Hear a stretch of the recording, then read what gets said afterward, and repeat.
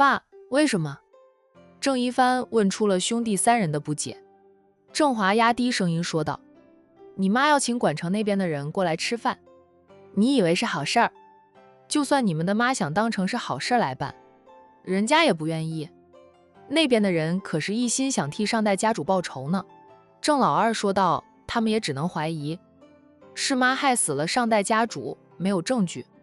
他们都是有身份有地位的人，没有证据就做出不合宜的事情来，就不怕坐牢？损失的可是他们。郑老三也点头。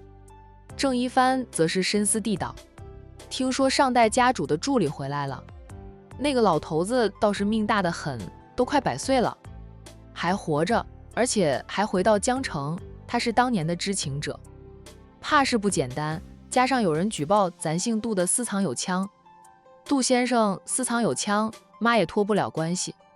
那是他的助理，他只为妈做事，终于妈谁也指使不到他。爸，你真不知道我妈那里有枪？郑华说道：我真不知道，你妈做事从来不会与我商量，唯一与我商议过的便是你兄弟三人的婚事，那种事她怎么可能会告诉我呀？她对我又没有足够的信任。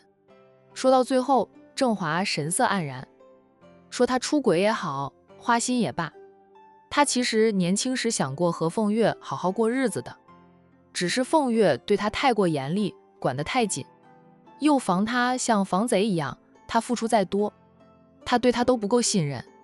哪怕他们有几十年的夫妻之情，共同生育了4个孩子，他至于凤月来说，不过是配合着他生孩子的工具。如果以前的医学有那么发达，女人不嫁人都能通过做试管婴儿生孩子，估计凤月是不会招他上门生娃的。后来他有色心没有色胆，不过是在凤月这里看不到了希望，为自己寻找一点感情寄托而已，但也没有想到过和凤月离婚的。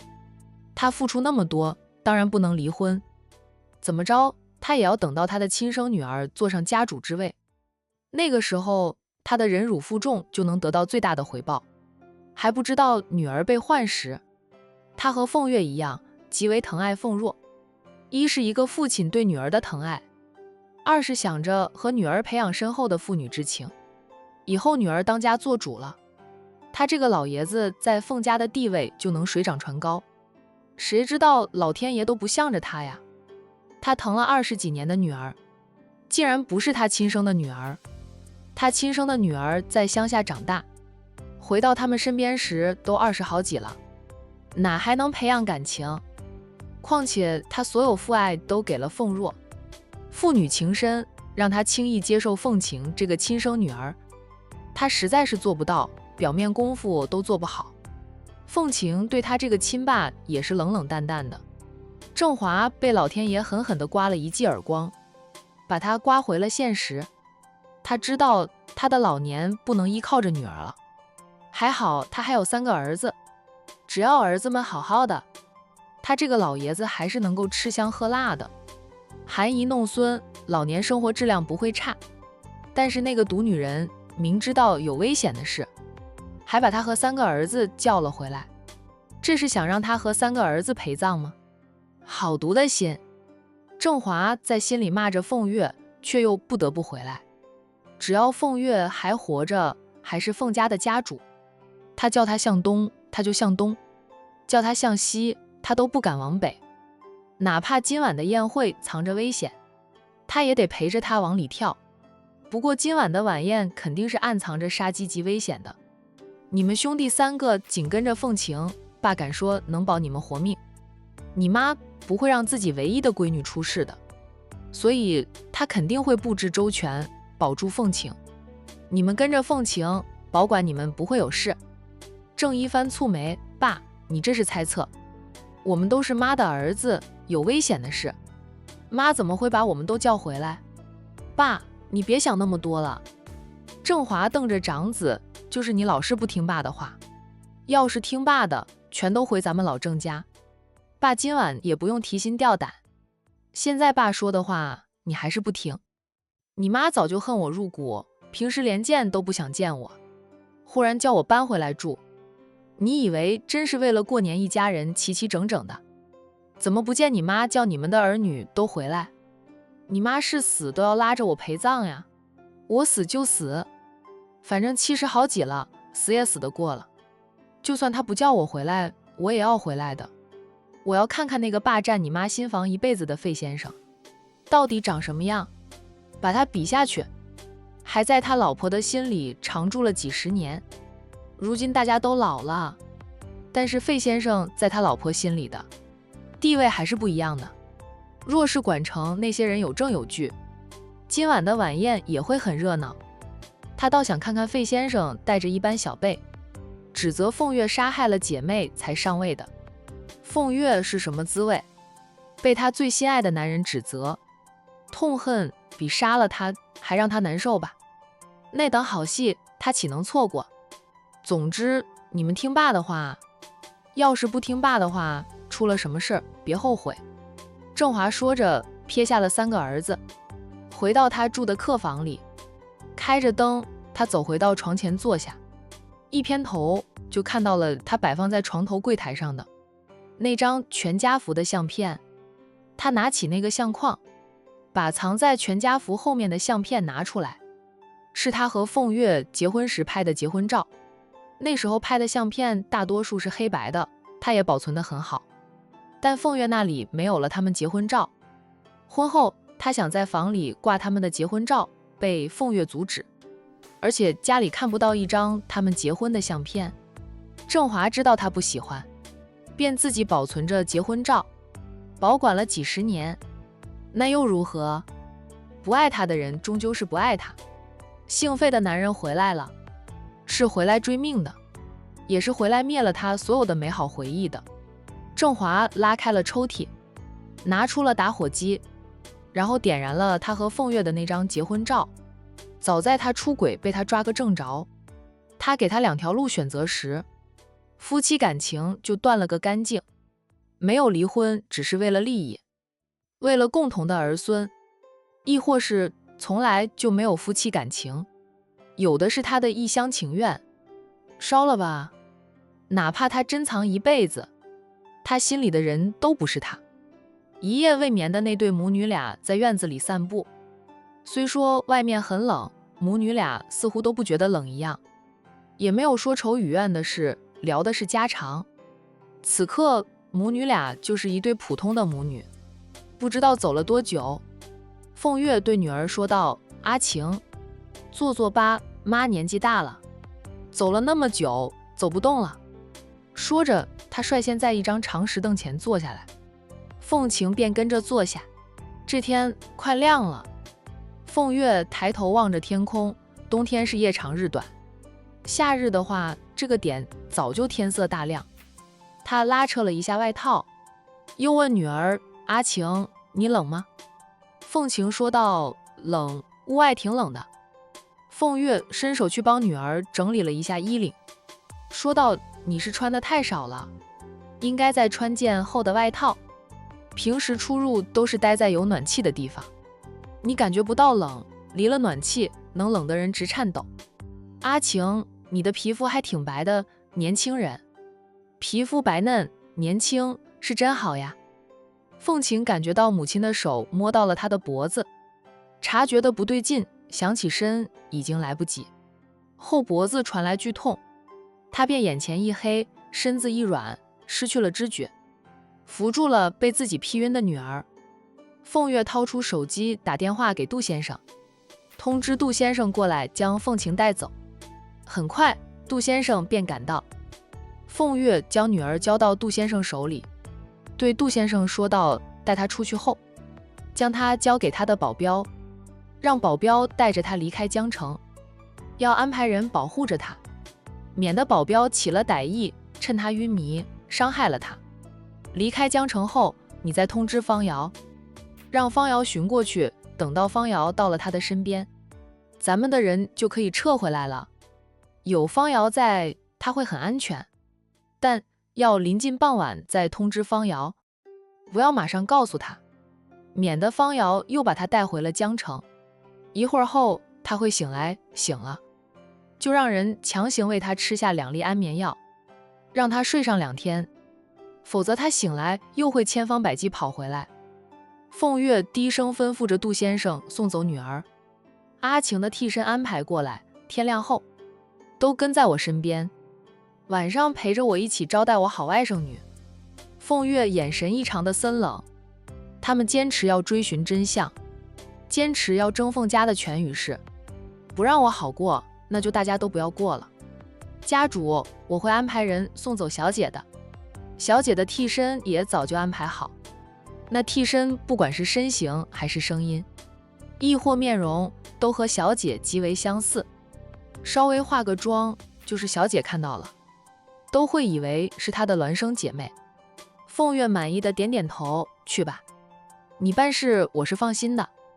杜先生带着被劈晕的凤晴离开了，然后那个凤晴的替身很快被杜先生带进了凤家大宅，临时取代凤晴，在凤家大宅里扮演着凤晴。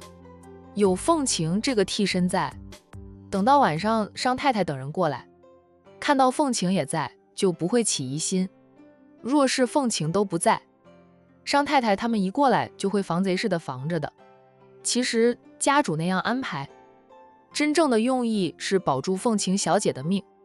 凤晴小姐太绝了，不管家主怎么劝怎么哄，都不听家主的。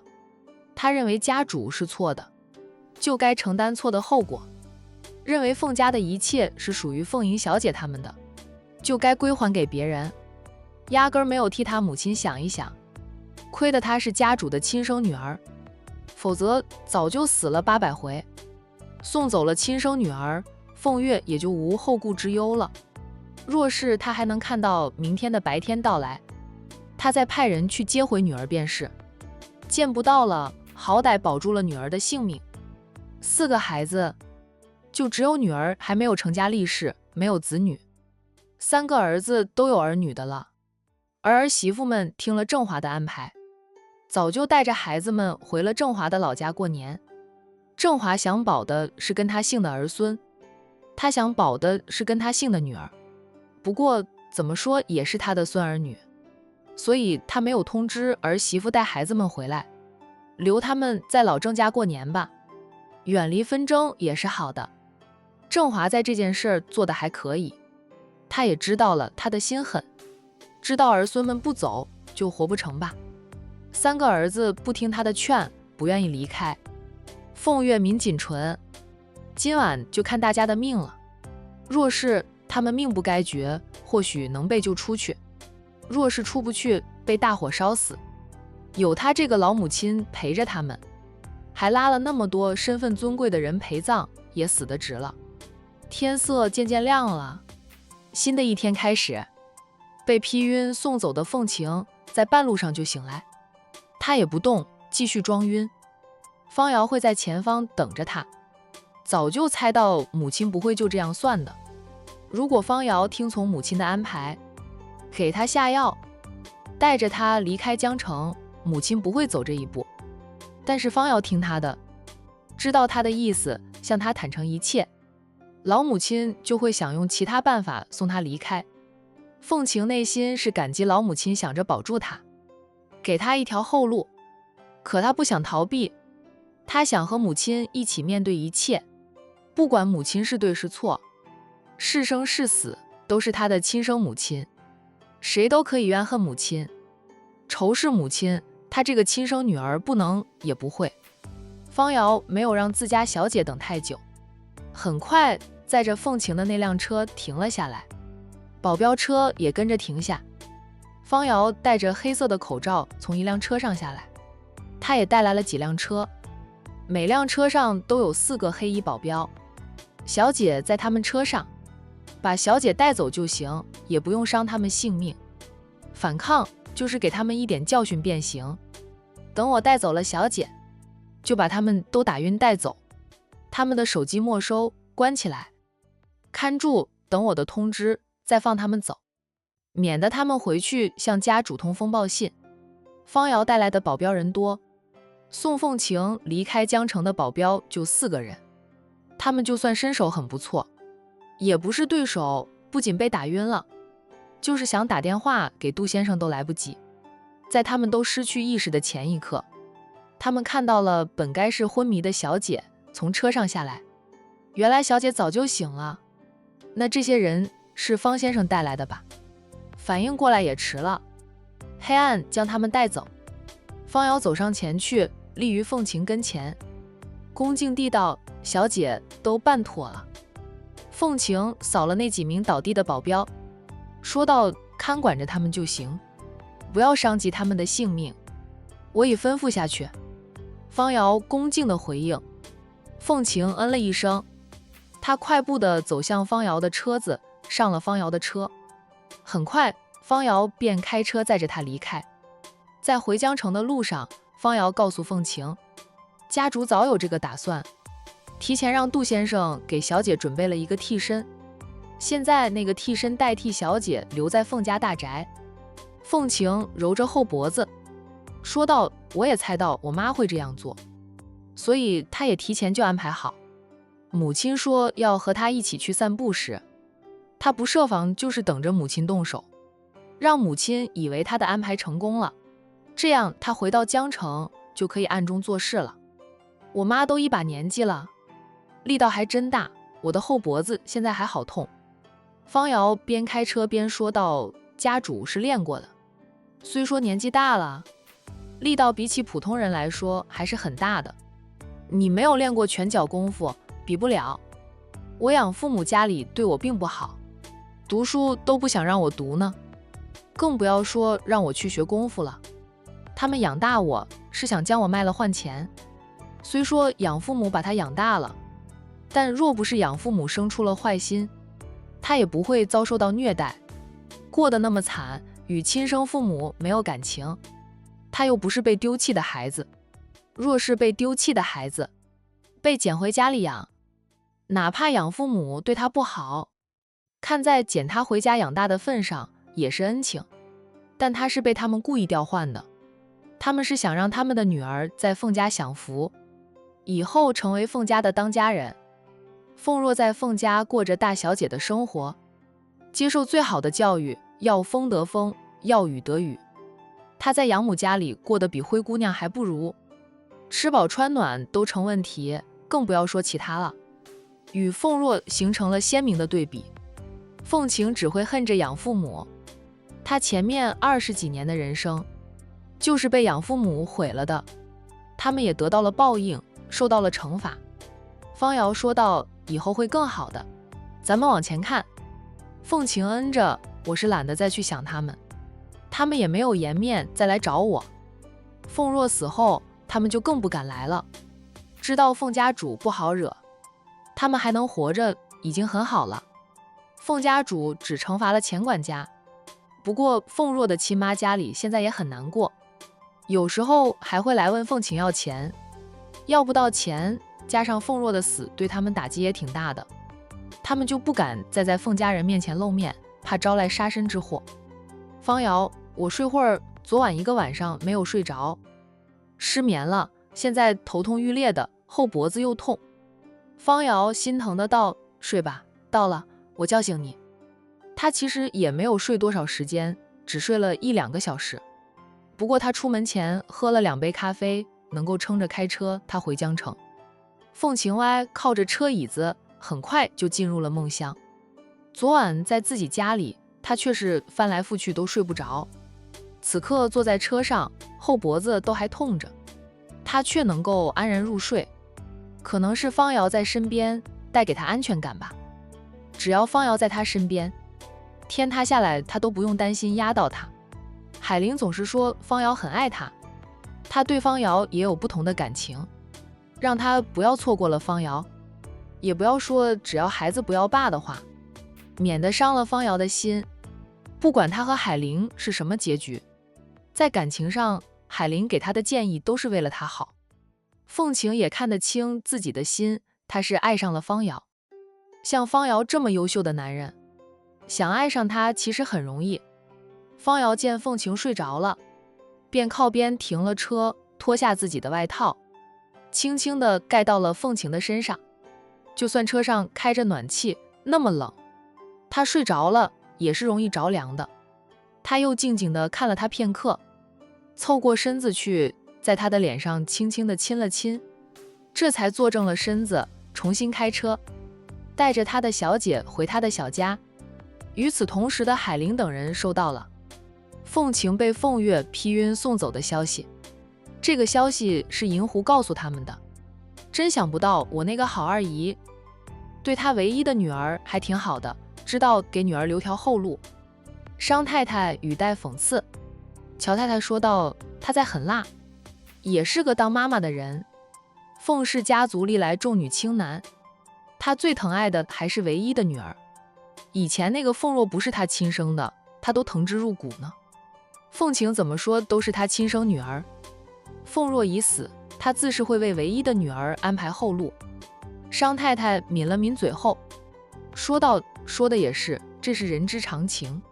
若是商家出什么事，他也会千方百计想着保全自己的儿女的。”商太太对海玲说道：“海玲，你现在回公司去，等会儿再去一下凤氏集团，就说要见一见凤晴，看看凤家那边怎么回复你。他们给凤晴安排了替身。”海玲说道：“大概率会推个替身出来见我，或者直接不见吧。大姨，我现在就回公司。”海玲也是要回公司了，现在大姨过来了，一切都有大姨。年轻一辈都若无其事的各自回去上班，静等晚上的凤家晚宴到来。海玲在回公司的路上接到了妹妹打来的视频通话，她有保镖代替司机帮她开着车，倒也不影响她接听妹妹的视频通话。视频电话一接通，海玲就看到了儿子那张小脸。虽说江城这边发生了很多事，其实时间上还不算晚的。洋洋正在吃早餐呢，他拿着一只做成小兔子的包子在啃。龙庭爱吃，只要他回到风尘山庄，点心师都会给龙庭做些小家伙爱吃的点心。包子做成各种小动物的样子，小朋友会特别的喜欢。妈妈，看到妈妈了，洋洋很开心，甜甜的叫了一声妈妈。没有拿包子的那只手还向海玲挥了挥，不等海玲说话，他就先说了：“妈妈，龙庭家里的包子很好吃，也很好看，是小兔子的包子，我现在就在吃小兔子。”海玲笑着：“那你多吃2个，要吃饱哦，自己吃饭不能让小姨喂你。等妈妈回去，妈妈也给你做小兔子包子。她名下有早餐店，以前是她自己打理，她也做过面包的，就是没有做成小动物的样子。她会做面包，要做成小兔子的样子也不难。”好，洋洋开心地应着：“妈妈，我都是自己吃饭的，不用小姨喂我。爷爷没有再掉的满桌子都是米粒。我要和龙庭比赛，谁吃的又快又好。”龙庭立即凑进来，礼貌地向海玲挥着手说道：“海阿姨，早上好。海阿姨，你吃过了吗？”海玲笑着：“阿姨刚吃过，在回公司上班的路上了。你和洋洋要多吃点，才能快点长高的。海玲姐，你就别叫他们俩多吃点了，2个都是吃货，能吃得很呢。我都怕他们吃太多会吃撑。”是慕情回应着。海玲也知道自家儿子是个小吃货，没办法，带着他的人都是个吃货。他受到小姨的影响，变成了名副其实的小吃货。现在也不挑食了，以前还不爱吃青菜，被海玲要求他每餐都吃点青菜，吃着吃着，小家伙也吃习惯了，就不再排斥吃青菜。龙庭也是个能吃又不挑的小家伙，他的饭量比洋洋更大，因为他每天练功消耗太多的体力，每次回到风尘山庄，他的饭量都吓到慕情。慕情担心他吃太多会吃撑，便控制着他的饭量，结果就是小家伙总叫饿，然后就到处找吃的。家里的零食大部分是被龙庭吃了，厨房里也会备着各种点心。龙庭饿了可以吃几块点心垫垫肚子。龙庭不喜欢太甜的，君家做的小点心只放一点点的糖，有一点点的甜味就行。对于喜欢吃甜食的穆晴来说，再吃点欣赏。他觉得他和儿子无法同一条线，不过做给龙婷吃的点心会另外做，就小家伙吃，偶尔。老太太会吃一点，她老人家年纪大了，也不喜欢吃太甜的。海玲笑道：“没事，识得是福。小孩子整天跑来跑去的，吃饱了又到处疯跑，运动量大，消耗得快，也不会长胖。龙婷长高了很多，不胖。有一段时间她就长胖了，后来被穆晴控制了饮食，又被他的师公们提去各种折腾，小家伙很快就瘦了下来。神医老先生也不赞成小孩子太胖，不管是谁，老先生都说不要太胖，体重保持标准最好。”龙婷对海玲说道：“海阿姨，你什么时候回来？洋洋说很想你。我也想海阿姨了。海阿姨很快就会回去，到时候洋洋回来，你跟着洋洋过来，在我家里也住一段时间，与洋洋有伴儿，好不好？”龙婷望向了穆晴，答着：“海阿姨，我要问过我妈妈还有师傅他们同意了，我才能跟着洋洋过去玩。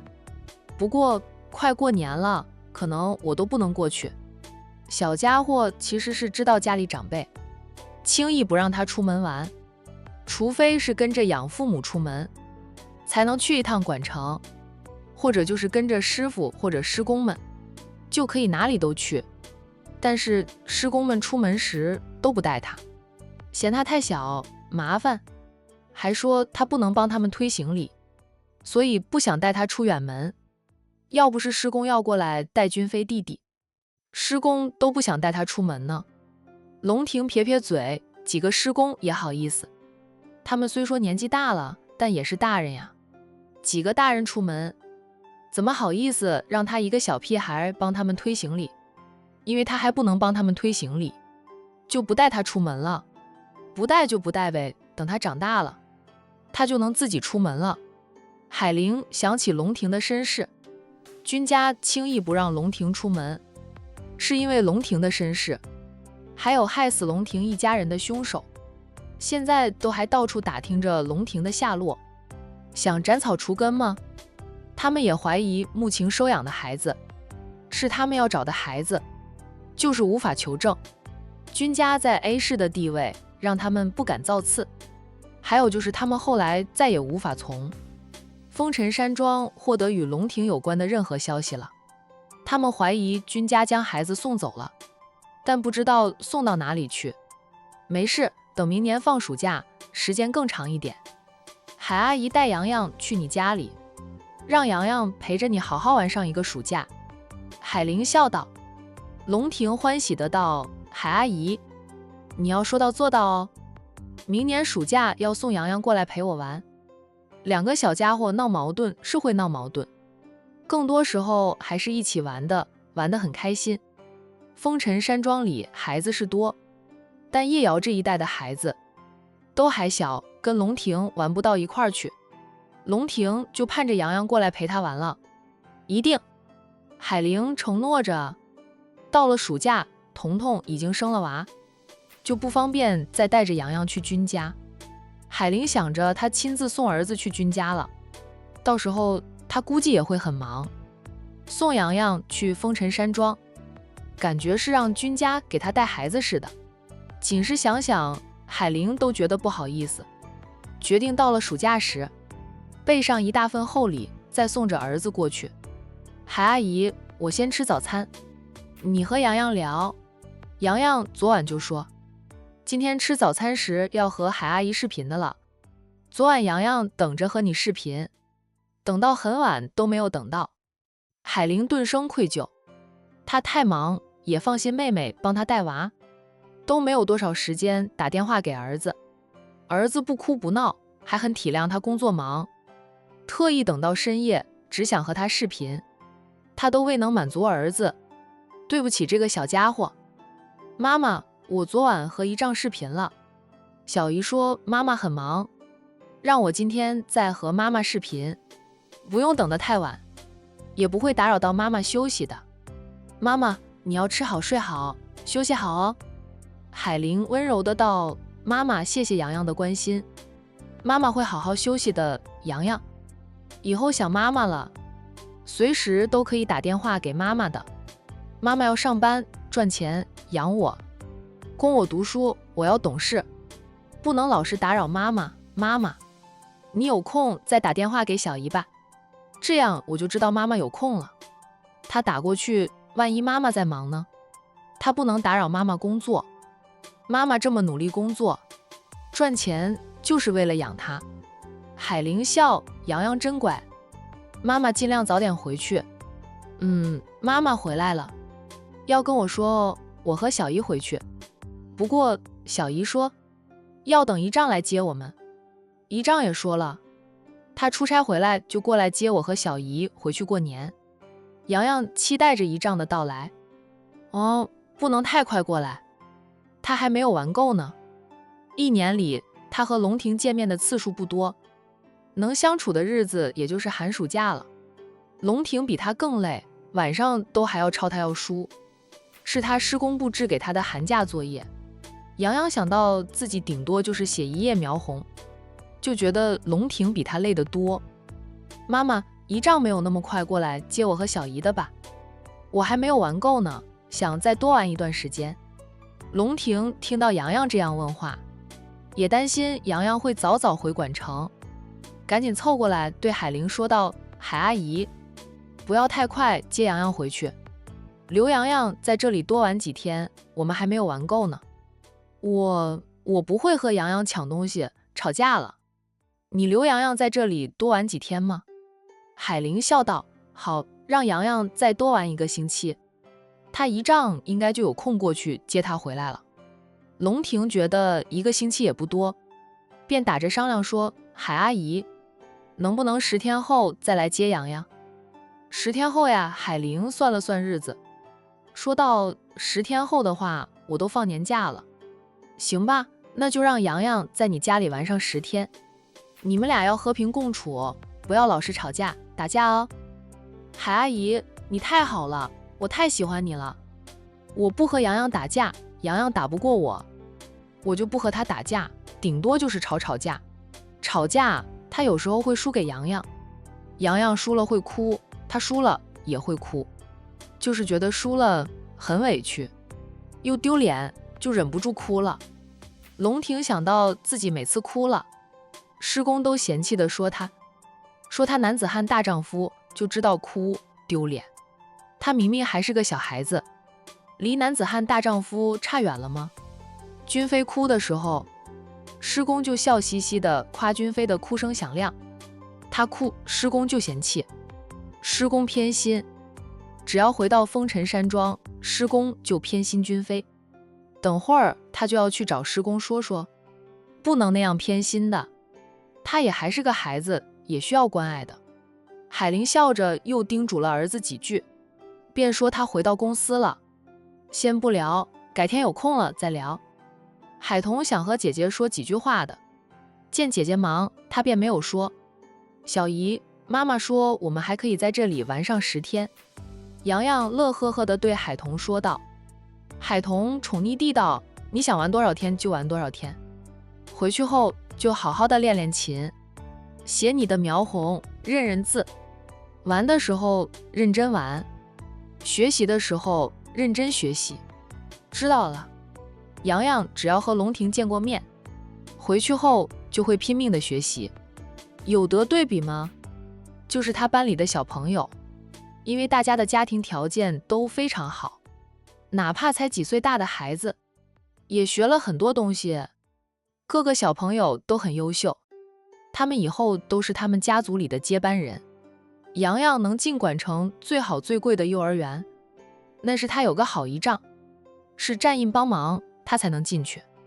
好在大家也没有欺负他，小瞧他，他模样长得俊俏可爱，嘴巴又甜，能说会道的，很讨人喜欢。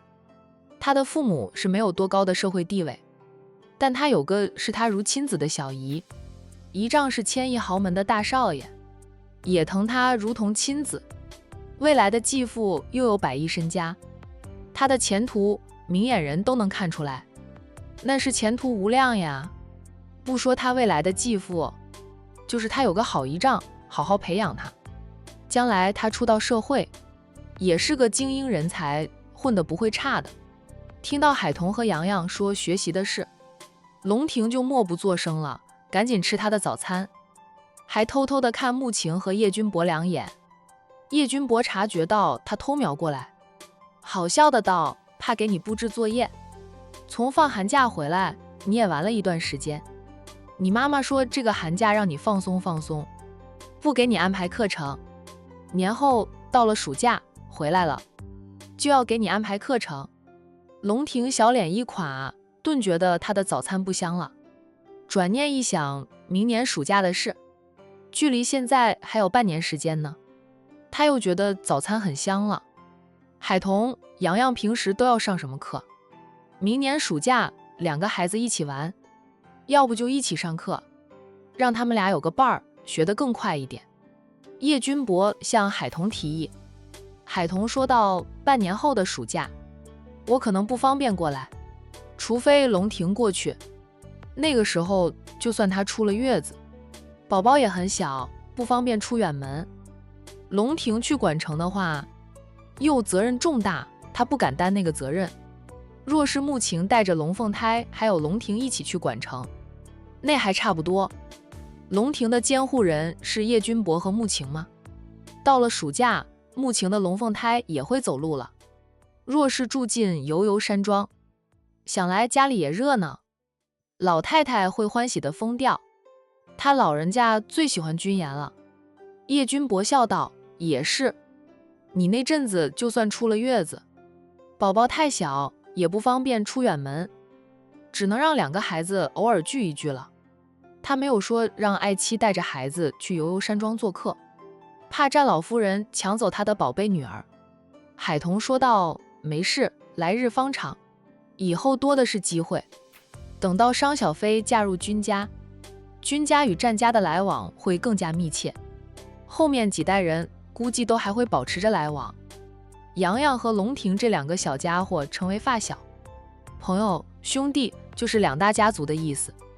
只要他们俩成了发小、好兄弟，能够保证两大家族的密切往来，最后成为世交。他们只比叶瑶大2-3岁，叶瑶会走路后，必定会成为两个哥哥的跟屁虫。大家一起玩大，总是有一份感情在的。穆晴应着：“是呀，来日方长，等你的宝宝大一点了，每年的寒暑假都可以聚一聚，让孩子们一起玩。”海彤恩着，看到穆晴喂君言吃辅食，但是君言不怎么肯吃。妍妍不喜欢吃辅食，是不太喜欢，就喂一点，让他习惯习惯。叶瑶就不挑，喂什么都吃。我的吃货基因没有遗传给妍妍，倒是被叶瑶继承去了。穆晴看向被保姆抱着喂辅食的儿子，兄妹俩一样的辅食，君言的还有大半，叶瑶的都吃到见底了。吃货好呀，不挑嘴，什么都吃。君家的长孙瞧着特别好养，妍妍跟他爸一样，君博其实很挑的，在我面前就说不挑食，什么都吃，被他骗了10几年。叶君博咳了2声，看着老婆大人：“晴晴，有客人在呢，给我留点面子。”海彤笑道：“跟我家那位一个样子，他们说自己不挑食，不管他们做什么，他们都吃，都是嘴上说的漂亮话，哄他们的。”海彤想，得亏他做饭不难吃，要是做的黑暗料理，战印能边吃边夸好吃。